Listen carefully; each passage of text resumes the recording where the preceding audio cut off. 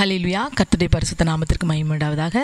இந்த நாளிலும் கர்த்தர் கிருபையா இந்த புதிய நாளை நம்ம ஒவ்வொருவருக்கும் ஒரு ஆசீர்வாதமாய் கொடுத்துருக்கிறார். இன்றைக்கும் நமக்கு இன்றைக்கு அநேகர் பாருங்க என்ன சொல்லுவாங்க, நான் கொஞ்ச நாள் வெளிநாட்டுக்கு போயிட்டு அங்கே போய் நான் சம்பாத்தியம் பண்ணி நான் வரப்போகிறேன் அப்படின்னு சொல்லி இன்றைக்கி அநேகர் சொல்லுவாங்களாம். அப்படி சொல்கிறவங்களா இருந்தால் நீங்கள் இதை கேளுங்க அப்படின்னு சொல்லி வேதம் ஒரு வசனத்தை அழகாய் நமக்கு சொல்கிறது பாருங்கள்.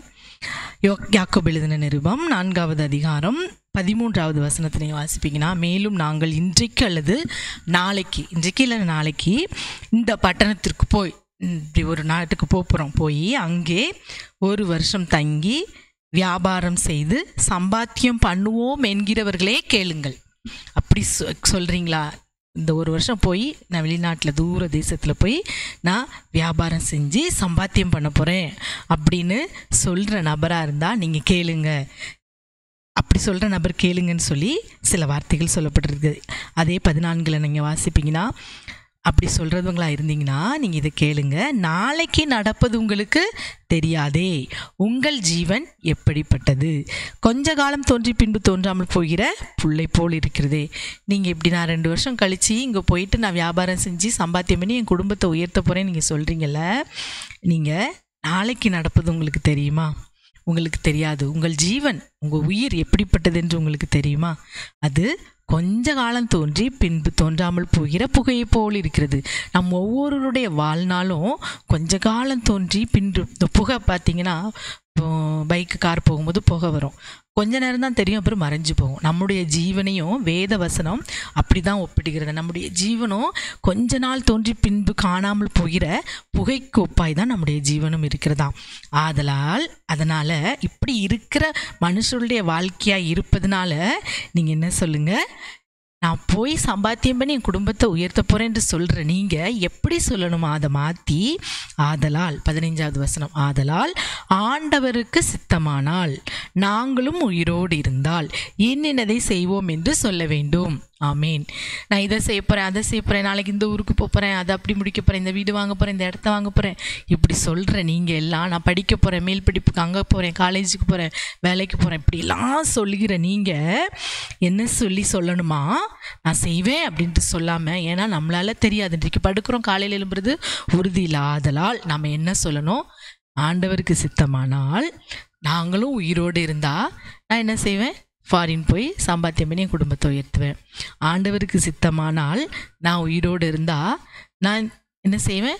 வெளியூரில் போய் நல்ல படிப்பு படித்து நல்ல ஒரு வேலையிலேருந்து என் குடும்பத்தை உயர்த்துவேன், இந்த இடத்த வாங்குவேன். ஏசப்பாவுக்கு சித்தமாக நான் உயிரோடு இருந்தால் இப்படி என்ன செய்யணும்? நாம் பேச பழக வேண்டும். அதுதான் வேதம் என்ற நாளில் நமக்கு கற்றுக் கொடுக்கிறது.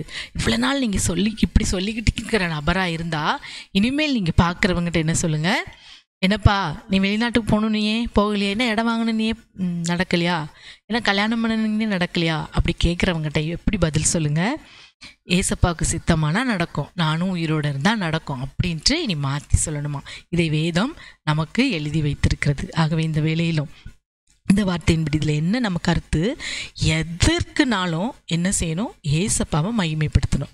நம்மை படைத்த கர்த்தரை எல்லா காரியத்திலும் அவரை தான் மகிமைப்படுத்தணும். சிலர் நல்லா இருக்கீங்களான்னு கேட்டால் என்ன சொல்லுவாங்க? ஏசப்பாவுடைய கிருபையில் நான் நல்லா இருக்கேன் அப்படின்னு சொல்லணும். அப்படி தான் சொல்ல வேண்டும். நான் நல்லா இருக்கேன், நான் நல்லா இல்லை, அப்படி இல்லை. ஏசப்பாவுடைய கிருபையினால் எல்லாவற்றிலும் நாம் கர்த்தரை என்ன செய்யணும்? மகிமைப்படுத்தணும், முன்னிறுத்தணும் என்பது தான் வேதம் நமக்கு மேற்கோளாய் காட்டுகிறதாகவே இந்த வேளையில் இனிமேல் நாம் இப்படி பேச பழகுவோம். ஜெபிக்கலாமா? அப்பாவுமே நாங்கள் நன்றியோடு ஸ்தோத்திரிக்கிறோம்.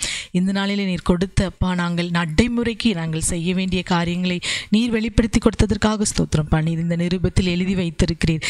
இப்படிலாம் சொல்கிற நீங்கள் கர்த்தருக்கு சித்தமானால் நாங்கள் உயிரோடு இருந்தால் இதை செய்வோம், என்னென்னதை செய்வோம் என்று சொல்லுங்கள் என்று சொல்லியிருக்கீங்கப்பா. இனிமேல் நாங்கள் அப்படியே சொல்லி எல்லாவற்றிலும் உம்முடைய நாமத்தை நாங்கள் முக்கியப்படுத்த மகிமைப்படுத்த இந்த நாளில் கேட்கிற எங்கள் ஒவ்வொருவருக்கும் அப்பா நீர் இந்த நாளில் அந்த கிருபையை பாராட்டும், பெரிய காரியங்களை செய்யும் அப்பா. இந்த வேலையிலும் இந்த வார்த்தையின்படியே நாங்கள் வெளியூருக்கு போய் வேலை செய்யணும், படிக்கணும், இடங்க வாங்கணும், திருமணம் பண்ணணும்னு சொல்லி நினைக்கிற ஆசைப்படுகிற ஒவ்வொரு பிள்ளைகளுடைய வாழ்க்கையிலும் உமக்கு சித்தமானால் அப்பா அப்பா பிள்ளைகளுடைய வாழ்நாளை கூட்டி கொடுத்து இந்த காரியம் கைகூடி வர இந்த நாளில் கிருபை செய்யுங்க ஏசப்பா. அதற்கு தடையாக இருக்கிற காரியங்கள், பொல்லாத பிசாசின் கிரிகள், மனுஷருடைய எதிர் சக்திகள், பொறாமையின் ஆவிகள் முற்றிலுமாய் இயேசுவின் நாமத்தினாலே கட்டப்படட்டும்.